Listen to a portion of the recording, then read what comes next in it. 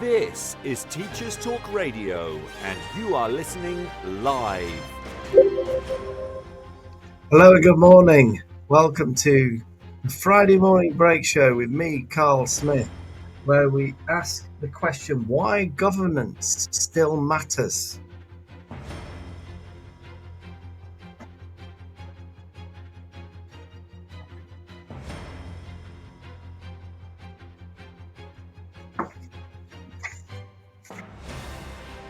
This is Teachers Talk Radio, and you are listening live. Tune in live at ttradio.org, or to join in the conversation, download the Podbean app and search Teachers Talk Radio. Follow the hashtag TTRadio. Tune in, talk it out with Teachers Talk Radio.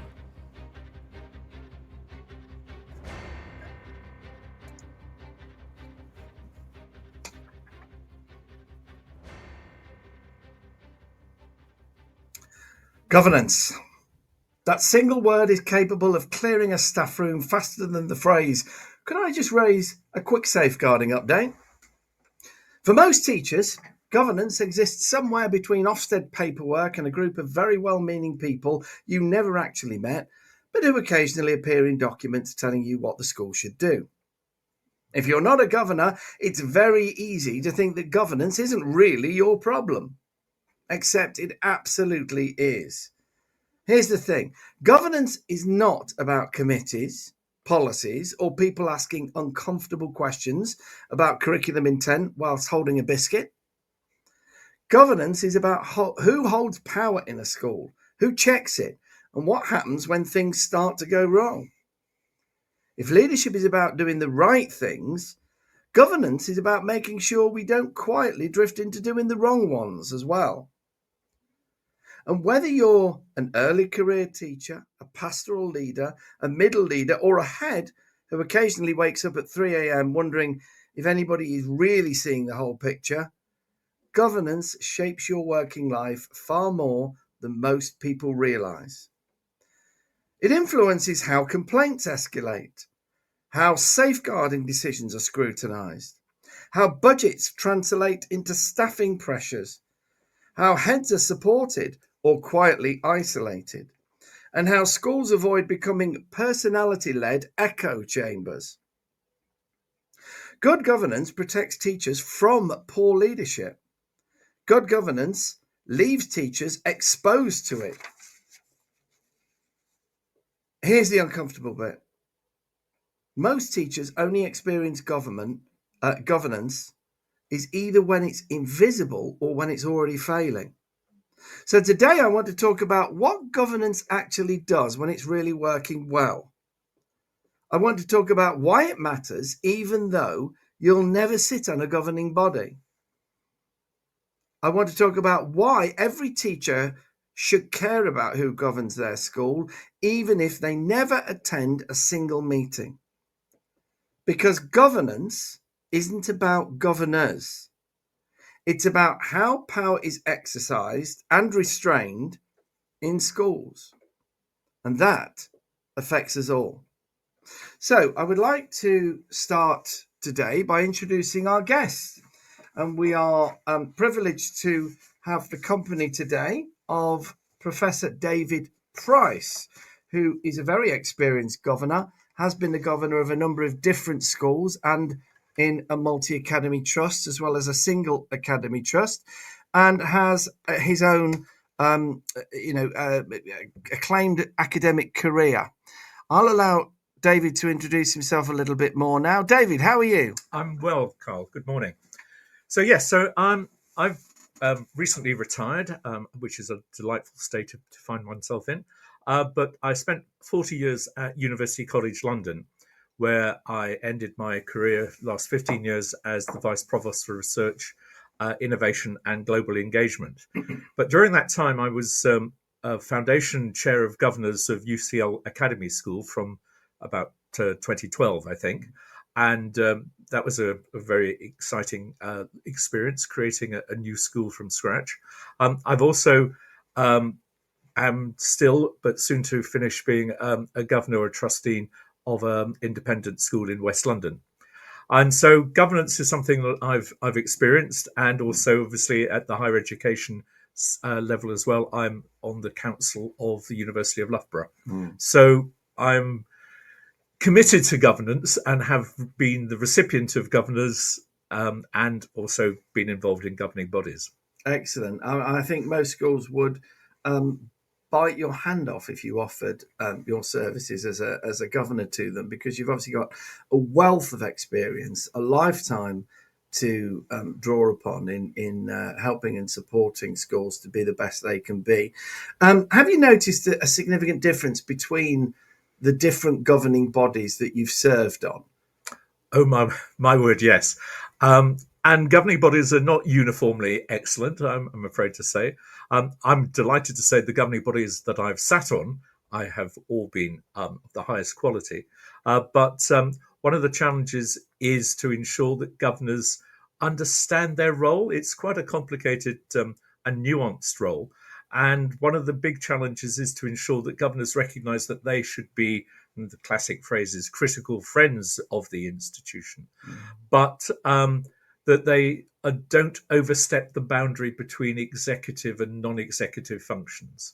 There is a great temptation, if governors come from business or come from roles where they are executives, to think that they should be doing the job that in fact the head teacher and the senior leadership team and all of the members of the school actually should be doing, and the governors are there just to ensure that that is being that function is being carried out appropriately with the due diligence and enthusiastic encouragement which a governor should provide.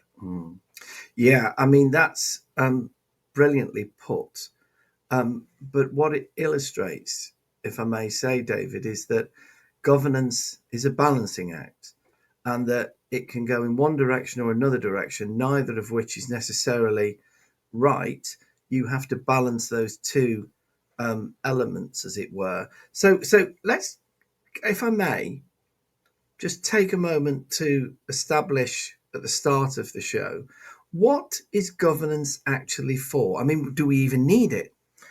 Yeah, so I think governance is there to ensure that, first of all, the school is producing the best outcomes possible for the pupils and the students at the school, because at the end of the day, that is the objective of the school. So there is a role for governance to ensure that the school is maximising its potential. That's for me is the most important thing. But it has to also ensure that the vision and the ambition of the school is high and well defined.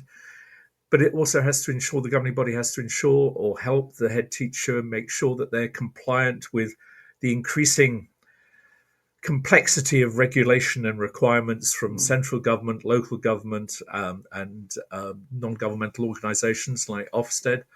The governors have to ensure that the financial running of the school is audited and is carried out appropriately using taxpayers' money or whatever, or other sources, so that there's financial probity has to be overseen.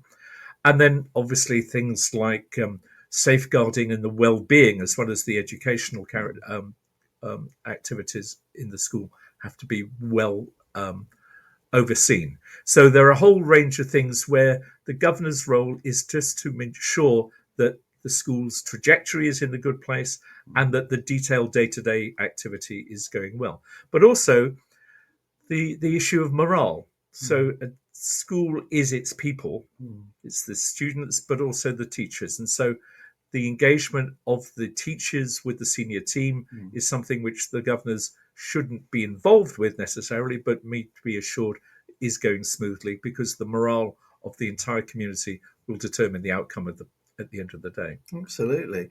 So what, I mean, we talked about your background. Is there a particular type of background that you suggest a governor should have to be an effective governor? Well, I think the governing body needs a variety of members with different backgrounds and different expertise. If they were all the same, then it would be very monochromatic and not effective. So the issues that, if you like, a school leader such as yourself have to deal with will encompass legal issues, they'll encompass the state's issues, they'll encompass planning, future aspirational issues, there'll be HR issues, and there's child psychology and children well-being. So ideally, a governing body will have people whose expertise lies in those different areas, not specifically applied to schools, but generally somebody who understands the challenges of running a complex estate. And as you know all too well from your recent experience, when the heating goes down, having somebody around who can help advise about the long-term planning for heating replacements is a useful thing to have as a sounding board for the school. Yeah, David, for people listening, is referring to an incident that I had the pleasure of managing at the start of this term when our heating failed. The very cold weather that we had at the start of the year, and the fun we had trying to get that up and running. Yeah, they don't include heating engineering in your NPQH training. It somehow never made it onto the syllabus, but nevertheless. So, are there things that you would say were not good reasons why somebody should become a governor? Yes, if you want to try and change how a teacher is involved with your children, or if you want to try to be micromanagerial about how the school works, that's not a motivation. The role of a governor isn't to interfere at the sort of classroom level, or even sort of change the nature of the menu of the dinner queue. Those are not good motives. The motivation should be more societal, I suppose, to ensure that the community that the school is serving is best served by that school. And maybe that might require an improvement in the food in the canteen, but that shouldn't be the primary focus. It should be to ensure that the school is doing the best it can for the children and the community more widely in the area. Have you ever come across a situation, not I'm saying in governing bodies you've served in, but of cases you've known where governance has gone wrong? Yes, I mean, I think you can see a lot of cases which often reach the headlines in local papers, if not national papers, where a school has lost the plot vis-a-vis either discipline being over draconian or perhaps being too lax, or academic standards have slipped, or behavioural standards have slipped. And those are issues where the governing body should have seen some early signs before the school went off track.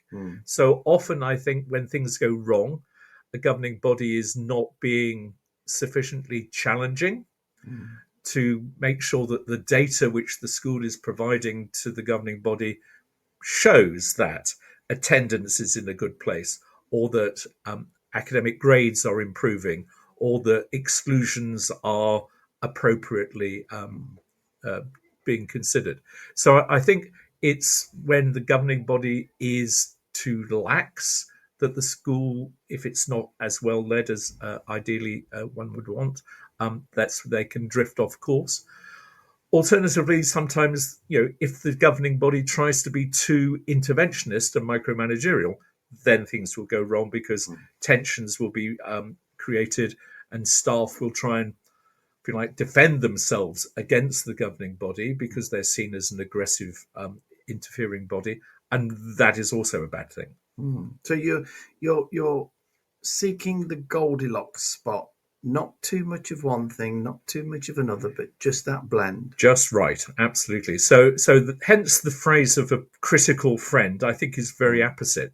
The governors have to be proud of the school. They want to support the school. They want to be the friends of the school, celebrate things, school plays, winning athletics cups, football matches. Those are the things that the governor should be proud of and be the friends of the school, but also to want to challenge the school to show that the mission and the vision of the school is being delivered against some set of metrics. I don't believe in being driven by metrics, but key performance indicators have their role to play. And so, if a school is saying, we have great outcomes for our students, you can look at that in terms of progress 8 or average grade point average of GCSE results or whatever. And I think you need to be able to support the claims with data. Is it possible for a governor to? Is it right for a governor to want to change the character of a school? Do you think? I think that's possibly a little too interventionist. If it's a significant change, I think a governor should feel that they can sort of speak in discussions about vision and mission and so forth. And I think most schools will have a vision and mission which everybody would want to sign up to. I can't believe that there's a school that says, well, our objective is to produce average results. Schools want to be excellent. It's not always achievable for whatever reason. So I think a governor shouldn't want to go in there and say, I want to change a school, unless there's been a flag that there is a problem. I mean, obviously, if there's an Ofsted consideration of a school as failing in one way or another, governors will be responsible. Well, presumably some governors were responsible for overseeing that, but new governors will want to change that, but only change it in a way which would be broadly embraced. I think an individual hobby horse is not something for a governor to drive. Now, that I think that's what I was driving at, really. That there have been occasions, not in my direct experience, but I've heard of them, where somebody has joined a governing body with an axe to grind or a hobby horse to ride, and that's been their agenda, and it's destabilized the governing body, or it's made it difficult for both the rest of the governing body and the senior team running the school to do their roles effectively. Is that something that you've ever seen or come across? I'm delighted to say I haven't. Having said that, I think in a school that I have been a governor in, there were some representation from local government which had an agenda which wasn't entirely sympathetic to the academy structure. And this is many years ago when academies were more controversial. So there were, I have come across people who are antagonistic to the, if you like, structural concept of an academy. But I would glad to say that after having worked with the school, those governors saw the advantages and the positive nature of the structure. So there is always the potential, I suppose, of political ideology slipping in to a governing body, but really schools shouldn't be political playgrounds. No, in my opinion. No, nor mine. No. Just want to switch for a while to the way that governance has developed, a way we might interpret that it's developed. So to characterize things, it may be, this is a simplification, I dare say, but if we go back 50 or 60 years, possibly, there were schools or governing bodies that may have operated a little bit like they were extensions of the local, good and great. So the Rotary Club. Exactly. Yeah, exactly that. People who see themselves as the important people in the community and therefore see it as an extension of that role. And they were then guardians of the school and sort of took pride in, because it's their community. Now, a number of things have happened in the period between then and now, not least of which is the development of multi-academy trusts, and also, of course, the much higher level of accountability that schools have to, meet.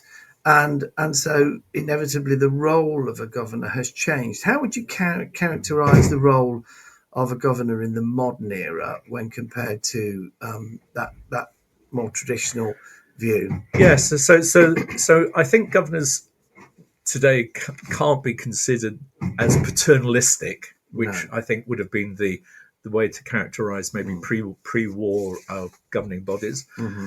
It's a more egalitarian society, I think, and people recognize that the governor's role isn't to, if you like, be an establishment figure to say, they're there, just carry on and sort of don't cause ripples, just be part of the social framework, which is that we're comfortable with.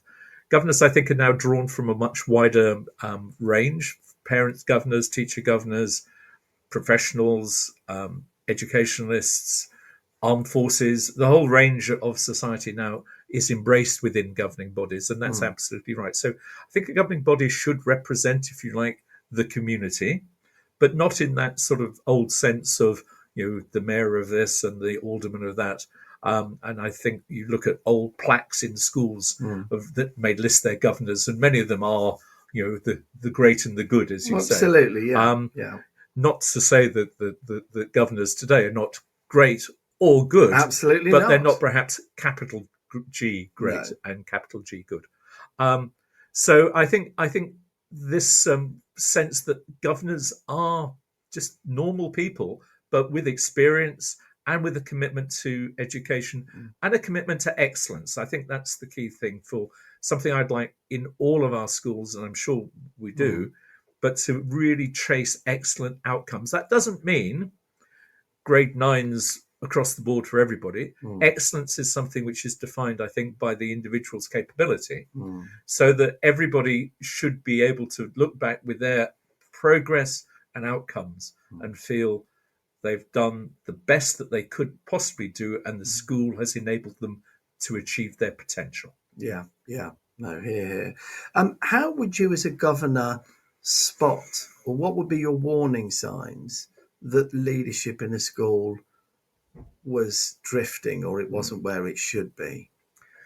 Well, I think there's sort of like formal and informal routes. I mean, everybody, if you're involved in the community, there are people who are parents at the school, or who know parents at the school, or know children at the school. And so there is, if you like, a local grassroots sense about a school. And if there are lots of people saying, well, we're worried about the school, then that's, there is smoke sometimes without a fire, but, that is something that needs to be borne in mind. There's the issues relating to staff morale.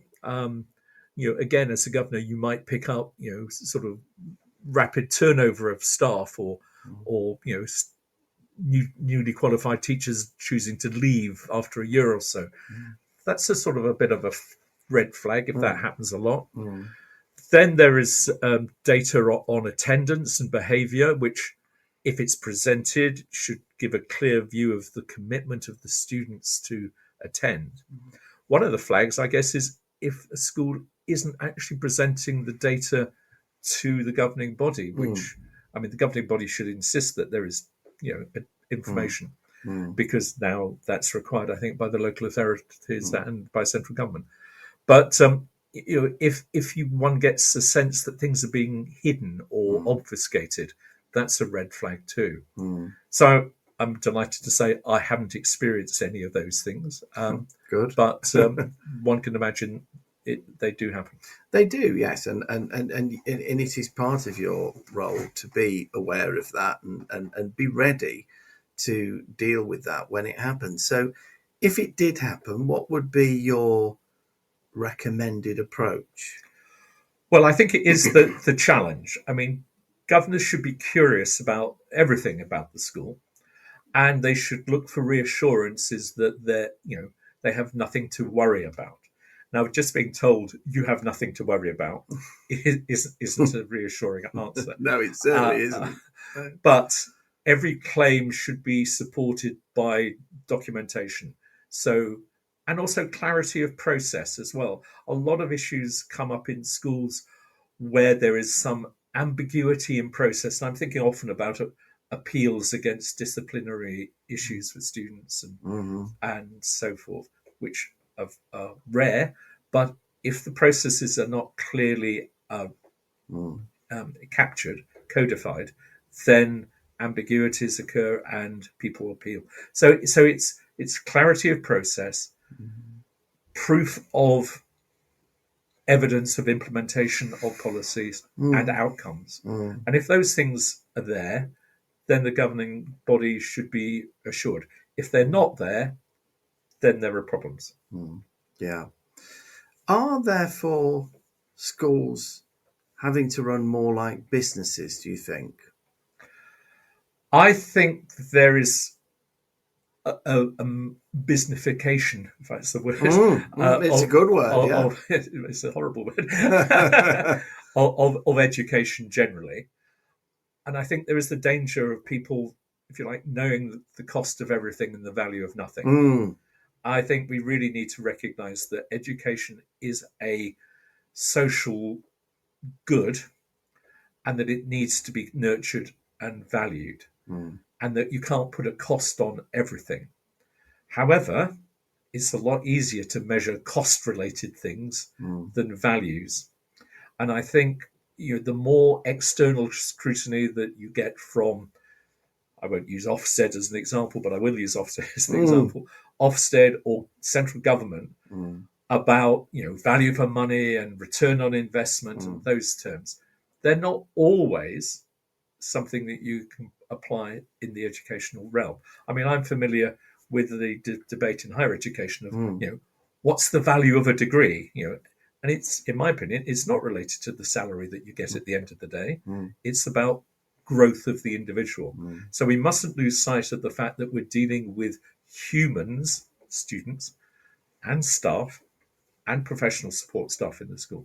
It's a society, and you have to make sure that it runs, but it has to run with values as well as, if you like, financial justification. And therefore,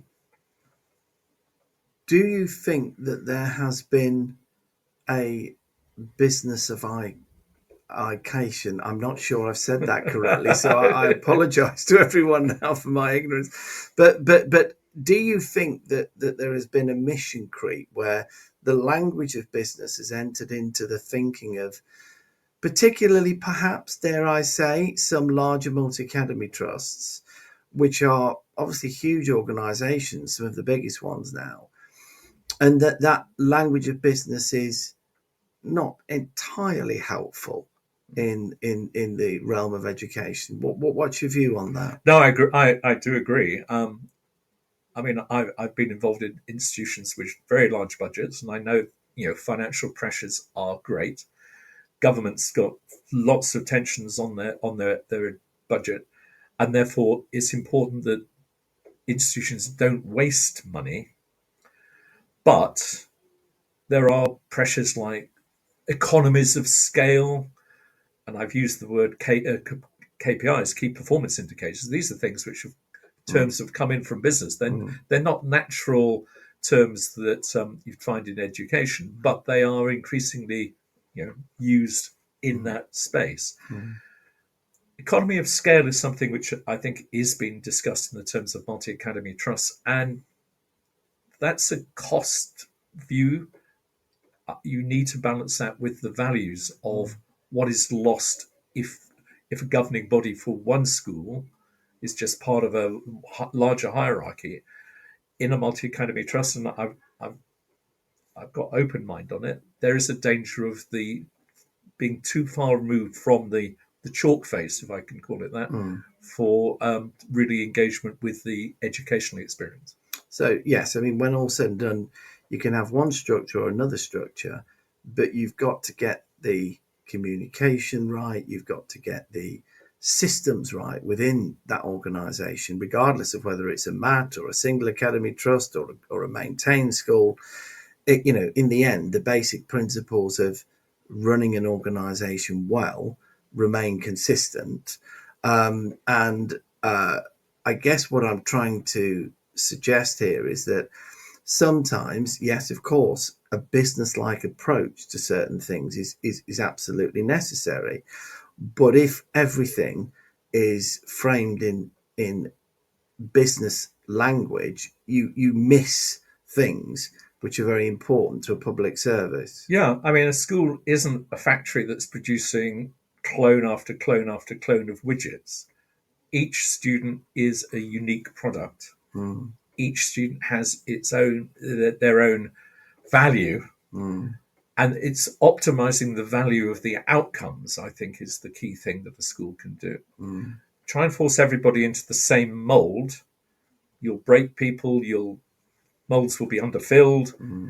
You may find an efficient business model to produce that, but you'll produce a lower quality graduate of the school as a result. Yeah, no, because it does have important implications for the way that governance works in school, and the discussions that happen at governor level, trustee board level, because they have to bear in mind the complexity of a public service and the importance of understanding what we truly value about that public service. I think you made a similar comment to the adage. We must measure what we value rather than just value what we can measure. Yes. We're going to take a short break. We're going to hear from our sponsors, David, and also catch up with the latest education news. And then we're going to continue because there's some really, really interesting things that you're talking about here. This show is brought to you in partnership with Hachette Learning, publishers of professional development books and resources that support great teaching and learning in schools around the world. Level up your professional development today and visit hachetlearning.com to explore the full range of titles. Teachers, have you heard of Bet UK 2026? It's the world's biggest education and technology event, and it's completely free for educators. From keynote speakers and panel sessions to CPD accredited workshops and networking, Bet UK 2026 is where educators from across the globe come together to share ideas, spark inspiration, and find solutions that fuel our mission to drive better education globally. Get your free ticket today at betshow.com.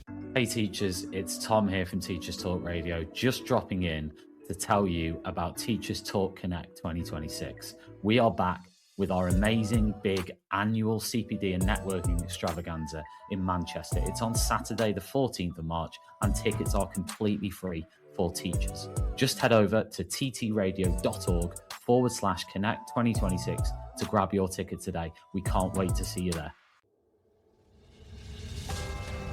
This is Teachers Talk Radio, and this is Teachers Talk Radio News.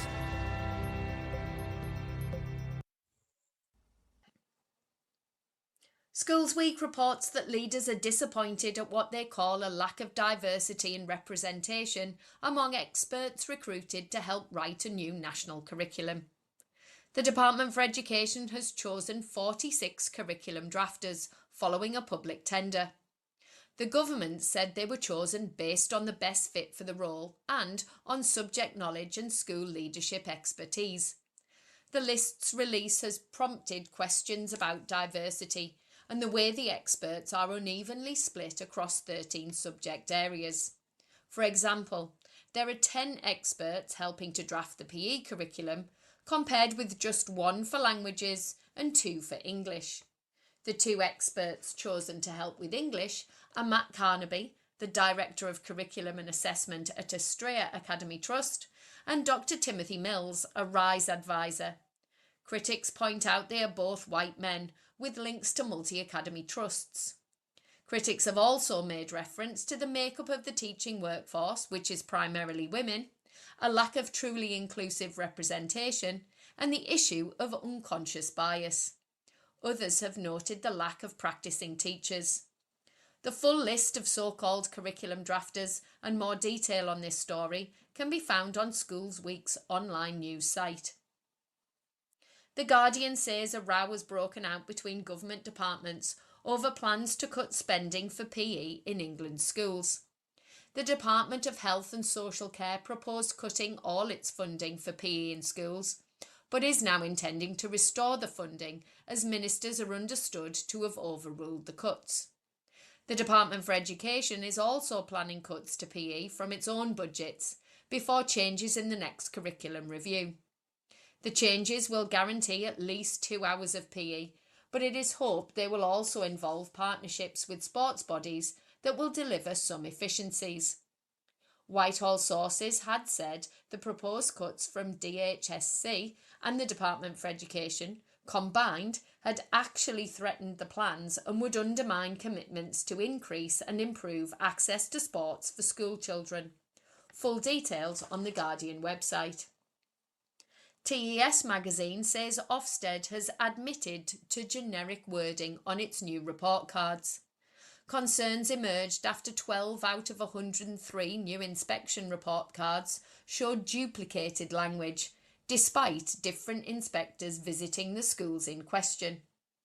When approached by TES, an Ofsted spokesman said the watchdog was working to make sure that we employ more bespoke language that speaks to the school's context. Some social media users have speculated that the inspectorate was using AI to complete the new style of reports. This has been denied by the spokesperson. In the next steps section of the report cards, Ofsted inspectors wrote the following in 12 out of 103 reports. Leaders and those responsible for governance should sustain the effectiveness of their work in all areas. They should seek continued improvement, overcoming barriers and challenges, in order to drive a transformational impact for all pupils. Other examples are also included in the article. All 12 of the schools received the grade Strong Standard or higher in all areas of their report card. Further details can be found in TES magazine. Schools Week says the government will trial AI tutoring tools in schools, something ministers claim could benefit up to 450,000 disadvantaged children. The article says DFE intends to pilot safe AI-powered tutoring tools providing personalised one-to-one learning support, levelling the playing field for those who cannot afford private tutors. The tools would be available to schools by the end of 2027. The Department for Education has pledged to robustly test AI tutoring tools so they are safe. More details in Schools Week. Finally, the BBC says a record 459,288 school holiday fines were issued in England last year, according to Department for Education figures. This is a rise of 4% on the previous year. The new figures include a change in the rules on holiday fines. The region with the highest rate of penalty notices was Yorkshire and the Humber, and the lowest was London. Full details online. This has been Teachers Talk Radio News with Joe Fox. Hello and welcome back to the Friday morning break show with me, Carl Smith, where we're talking about governance and why it matters. And I'm talking with my guest, a very experienced governor, Professor David Price. David, one of the things I want to get onto is the effect that governance has at the classroom level. And one of the things that I would like to point out to all classroom teachers listening to this podcast is, well, you must have been in a school which has permanently excluded a student, probably several during your time there. And that obviously does make a substantial difference to the experience that you have in that school. So, David, have you been on a panel where there's been a permanent exclusion? Yes, I'm afraid so. It's never a pleasant experience, but I have had to be involved in those. So how do you tackle that thing? So obviously, by the time it gets to involve governors, the school has gone through a lot of processes, and the head has made a decision. The role of governors, I think, is to, as I said, be a critical friend of the school and to recognise that these decisions are not made lightly, and that if a head and the senior team has decided a permanent exclusion is the right route, I think it's really the governor's role to ensure that the processes have been followed up clearly. And unless there's a really, glaring error of judgment that the governors seem, then on the whole, those panels tend to support the judgment of the head, because to undermine those professional judgments when the head knows, the teachers knows the implications at the school level. If a head thinks that a school cannot function and that other people will suffer, other students will suffer if the exclusion doesn't occur, it's really difficult, I think, for the governors to go against that. So it's a procedural issue that the governors have to be assured of, that the right decision of the right processes have been followed up. I would be loath to counter the view of the staff under those circumstances. When would you consider it appropriate to at least consider whether there needs to be a rethink? I think the thing which I would always want to know is what's the implication for the child who's going to be excluded. Sometimes there are better provisions outside of the current school that a child can access, and for whatever reasons the parents might disagree and they might appeal. But I would want to be convinced that the excluded child isn't just being discarded by the school, but that they are working to find a better solution for that child than attending the school. I'm a great believer of Jeremy Bentham's philosophies of seeking the greatest good for the greatest number. And on occasion, that does mean an individual has to be removed from the school because of the benefit, the negative impact that it may have on the whole school. But that doesn't mean that individual's rights should be ignored. They too have to have a good outcome. Good. It's nice to have a bit of utilitarianism in there. I think every podcast should have a bit.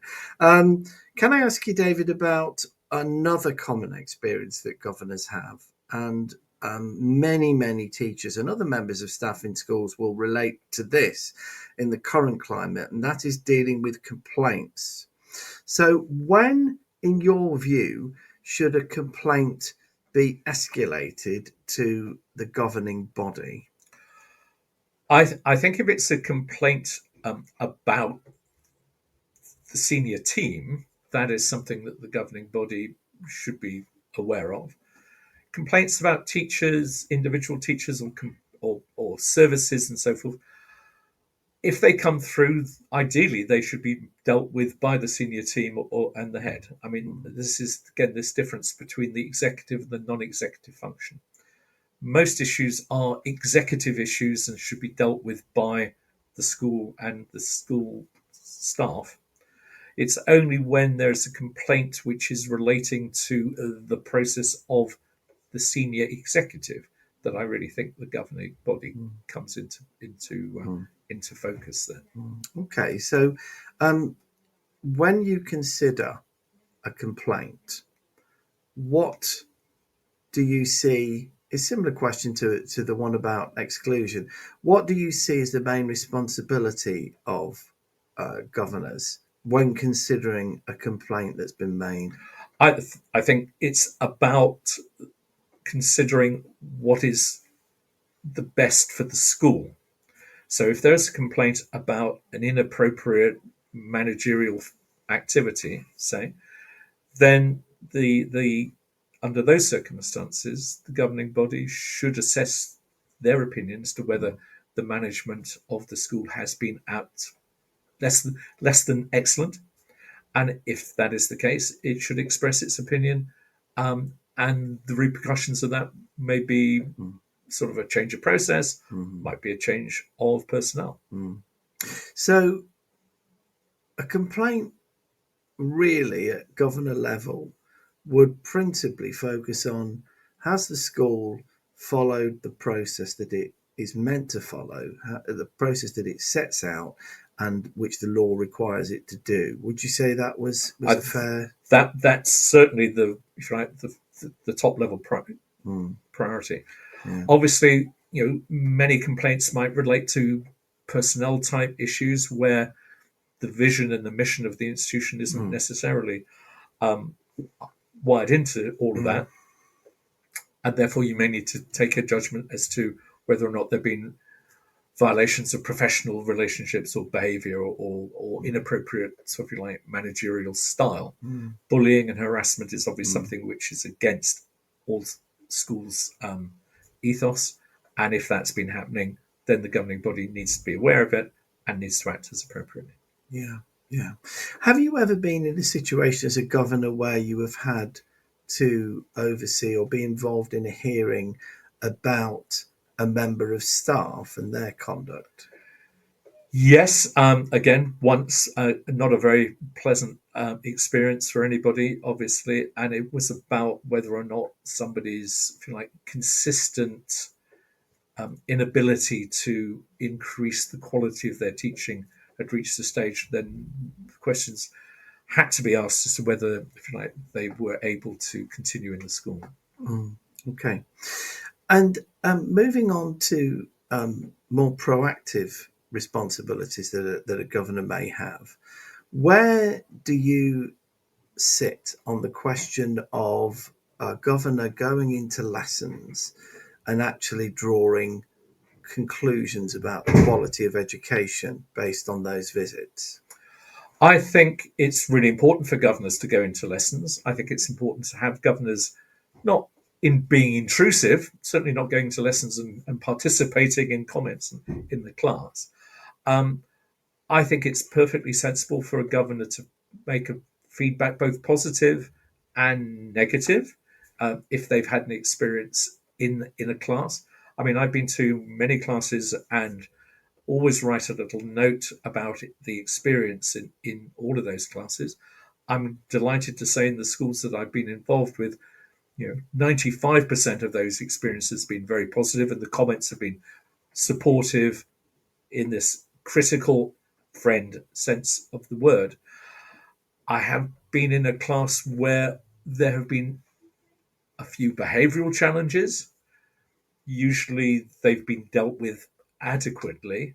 But again, one should note that because that's the sort of thing which an Ofsted inspector will see. Mm-hmm. So, in some respects, when a governor comes into a class, having a mindset of, what would Ofsted think under these circumstances is helpful because it provides another, if you like, lens into the school's teaching. I know, many schools will have peer assessment where maybe the head of department goes in and sits through a lesson.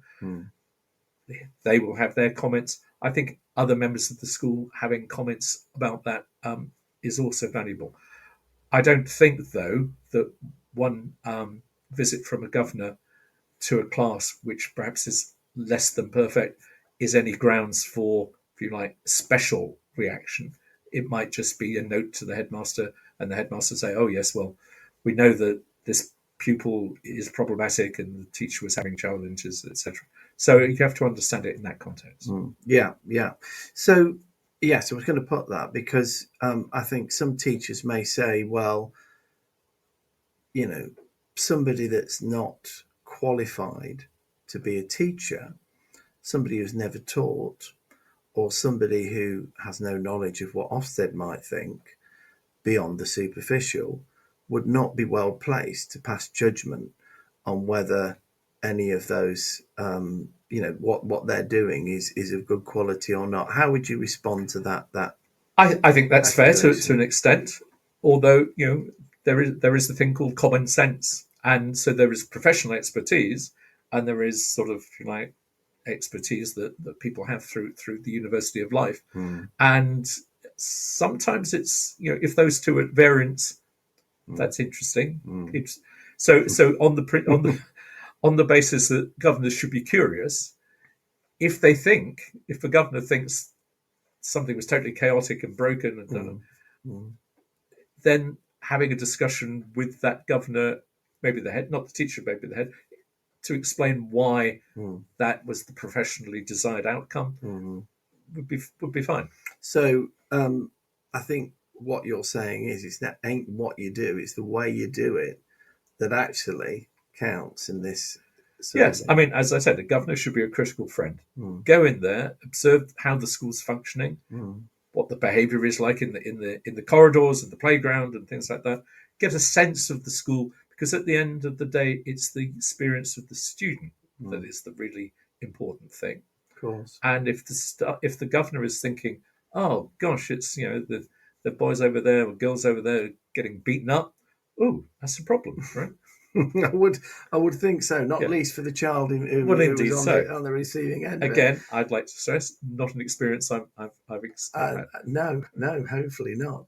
I'm just going to go back to our sponsors. We're going to have a quick reminder of their words, and then we're going to pick up and we're going to wrap things up, but summarise the key points I think that we want people to leave with as far as what constitutes good governance, why governance matters to a school. This show is brought to you in partnership with Hachette Learning, publishers of professional development books and resources that support great teaching and learning in schools around the world. Level up your professional development today and visit hachetlearning.com to explore the full range of titles. Teachers, have you heard of Bet UK 2026? It's the world's biggest education and technology event, and it's completely free for educators. From keynote speakers and panel sessions to CPD accredited workshops and networking, Bet UK 2026 is where educators from across the globe come together to share ideas, spark inspiration, and find solutions that fuel our mission to drive better education globally. Get your free ticket today at betshow.com. Hey teachers, it's Tom here from Teachers Talk Radio, just dropping in to tell you about Teachers Talk Connect 2026. We are back with our amazing big annual CPD and networking extravaganza in Manchester. It's on Saturday, the 14th of March, and tickets are completely free for teachers. Just head over to ttradio.org/Connect 2026 to grab your ticket today. We can't wait to see you there.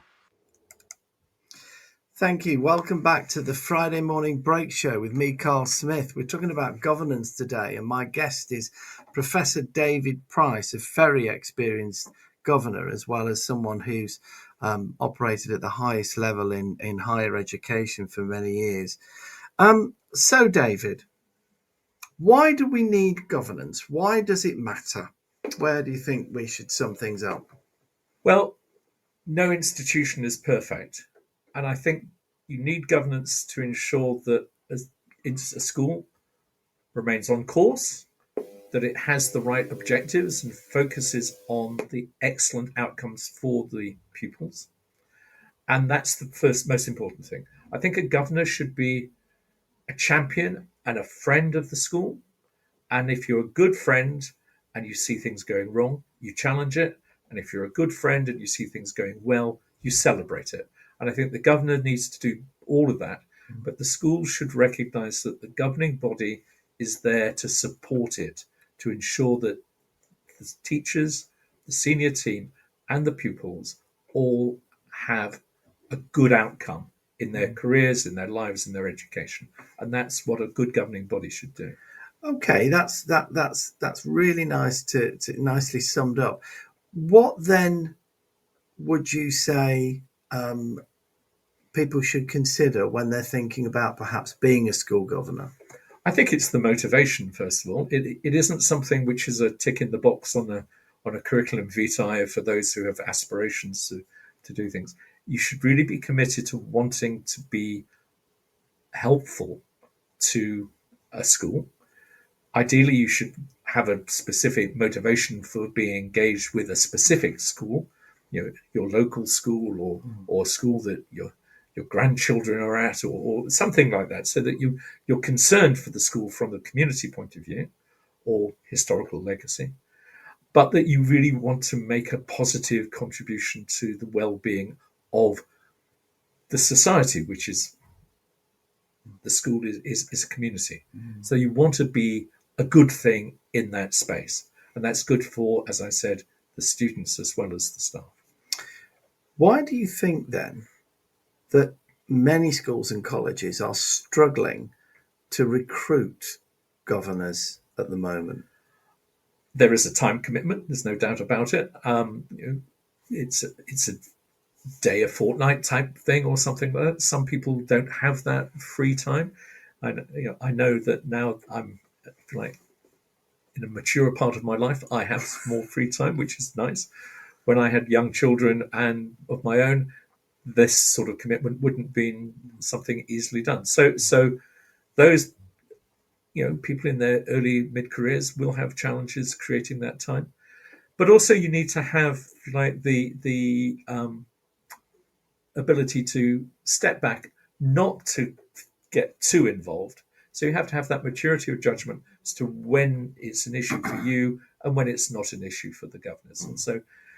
And if you've got particular expertise which is of value to a school environment, as I said, property, finance, law, HR, those backgrounds are really useful to help the head teacher do their job properly. Some people have suggested in the past that one way to incentivize the right kind of people to become governors is to actually offer some sort of pay, a stipend of some sort, or perhaps compensate their employer for time that's given to governance. Where do you stand on that issue? Given the financial pressures, first of all, within school budgets, I think there are many more worthwhile ways of spending the money than giving it to governors. I think voluntary service is something which this country has a long tradition of giving, and I think financial remuneration, maybe travel costs sometimes if in rural areas where that could become significant, but actually to do a job, because then you have who oversees the quality of the governor's job. Are they worth the money?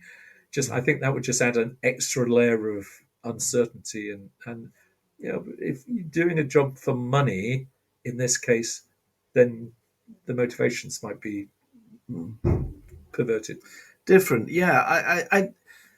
I'm just interested because there is a problem in that there are many schools who struggle to recruit governors, and that the right kind of people, if you know what I mean, people who are able to contribute positively to the role. And if there's anything else that we can do to enable, if governance matters, we need to get good governance in schools. And if there's anything that the system can do to enable that to happen more. Yeah, well, I think for the country, its community, to know what a governor does is one thing. I think school governors are a fairly below the radar type activity, which is very good. You don't want governors to be making headlines themselves, but I think many people, even parents at a school, may be unaware that the governing body exists and that they do have a role. So perhaps governors might be invited to parents' evenings and sort of say something about what being a governor involves. That might inspire people, who are there to think, oh, I could do that, or I'd be interested in that. Maybe governors need to be a little bit more engaged in the community. Bit more visible, yeah. No, that's an interesting way of thinking of it. Okay, so summing things up, what do you think makes a good governor, and how would you encourage people to volunteer to become governors of their local schools? Well, first of all, it's a very fulfilling and satisfying job to do because one can sense that one's doing, if you like, a valuable thing for the society. But governance isn't about knowing everything. It's about being interested in the school, asking the right questions, and celebrating and also giving critical advice. So if you're interested in making sure that the school in your community is doing as well as it can, and you're committed to excellence, committed to education, being a governor is a fabulous thing to do. Absolutely. And schools definitely need governors. So if anybody's listening to this and wondering whether governance is for them, find out more, go along to the school, have a chat, find out from other governors what they do, and then you can make your mind up there. Making an inquiry isn't a formal commitment.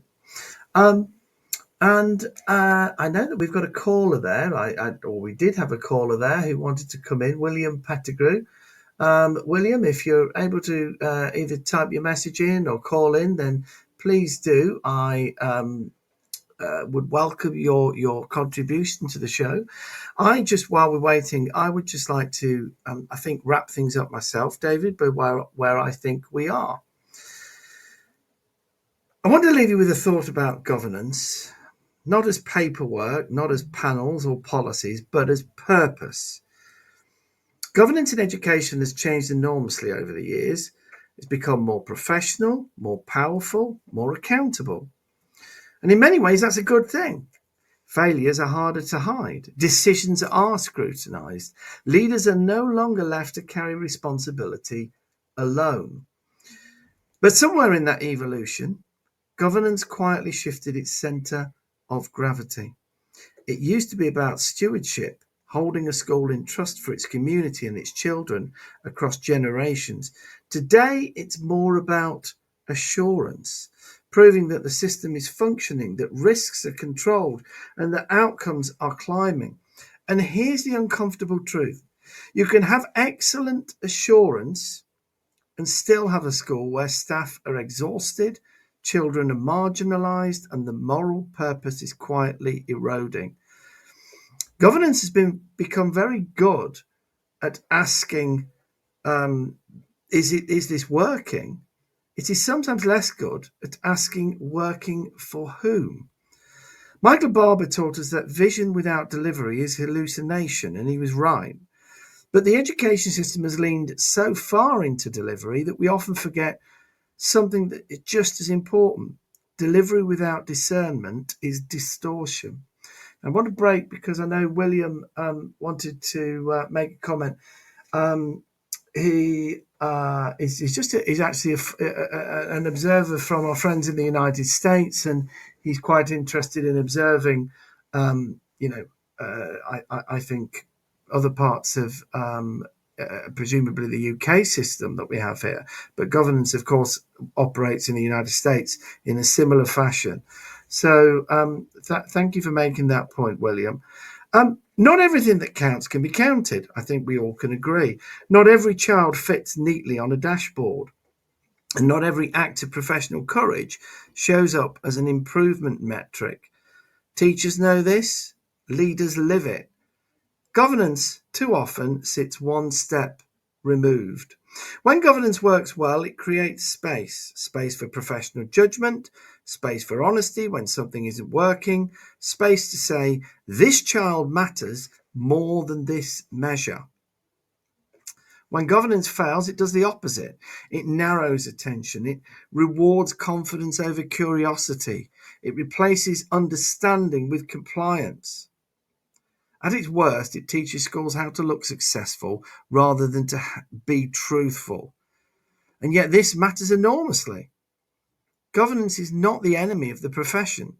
Done well, it's one of its greatest protections. Good governance is the buffer between classroom and chaos. It exists to challenge power before it becomes arrogant. To ask questions, awkward questions, before failure becomes public. To protect values when pressure is highest. The question we should be asking is not whether governance is strong enough, it's whether governance is wise enough. Wise enough to know when to push and when to pause. Wise enough to distinguish between accountability and anxiety. Wise enough to remember that education is a moral endeavour, not just a technical one. So if you are a governor listening today, your role is not to manage schools, but to steward them with humility. If you're a school leader, your job is not to just deliver outcomes, but to help governors understand the human cost of the system they oversee. And if you are a teacher, your voice matters because the system only stays honest when those closest to children are heard. Governance matters not because it raises standards, not because it satisfies inspectors, not even because it prevents failure. Governance matters because at its best it asks one question relentlessly and faithfully. Are we still being the kind of institution we would want for our own children? And when governance keeps asking that question, even when the data looks good, that's when it truly earns its place in education. Thank you so much for listening today. I hope you listen to other programs on Teachers Talk Radio, and also if you join me in a few weeks' time for our next Friday morning break show. But for now, I want to say goodbye and have a lovely weekend. This show is brought to you in partnership with Hachette Learning, publishers of professional development books and resources that support great teaching and learning in schools around the world. Level up your professional development today and visit hachetlearning.com to explore the full range of titles. Teachers, have you heard of Bet UK 2026? It's the world's biggest education and technology event, and it's completely free for educators. From keynote speakers and panel sessions to CPD accredited workshops and networking, Bet UK 2026 is where educators from across the globe come together to share ideas, spark inspiration, and find solutions that fuel our mission to drive better education globally. Get your free ticket today at betshow.com. Hey teachers, it's Tom here from Teachers Talk Radio, just dropping in to tell you about Teachers Talk Connect 2026. We are back with our amazing big annual CPD and networking extravaganza in Manchester. It's on Saturday, the 14th of March, and tickets are completely free for teachers. Just head over to ttradio.org/Connect 2026 to grab your ticket today. We can't wait to see you there. You've been listening to Teachers Talk Radio. Tune in live and listen back at ttradio.org. We look forward to hearing from you next time on Teachers Talk Radio.